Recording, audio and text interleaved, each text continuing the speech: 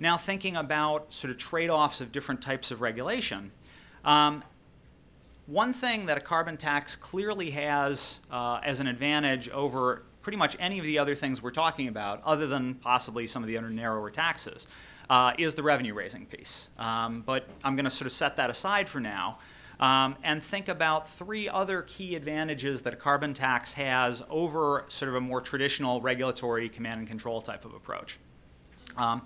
The first one is that it provides more of an incentive to reduce consumption. So if you go after, most of the standard sort of regulatory approaches are going to be trying to cut down carbon emissions per unit of electricity generated.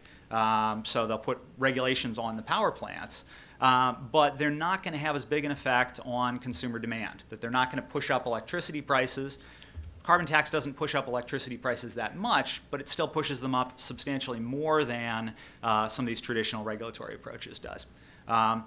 That has some trade-offs associated with it, but in terms of sort of getting efficient, cost-effective reductions in emissions, it provides an incentive to cut back on electricity use.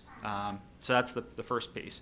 And you get the same thing in other sectors of the economy. So it's not just an incentive to have more fuel-efficient cars, it's an incentive to drive them less, whereas a CAFE standard is just an incentive for more fuel efficiency, and so forth.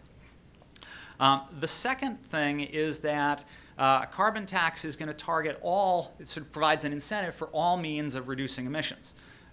So it's not just saying you have to install this piece of equipment or you have to switch from this fuel to this other fuel or various other ways that sort of a more traditional direct regulation might do. Instead, it just provides an incentive to emit less. And what that means is that profit-maximizing firms are going to find the cheapest way to do that.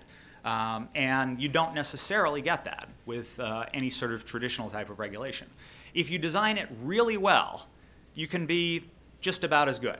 But if you don't have sort of a really well-designed regulation, you can be significantly worse.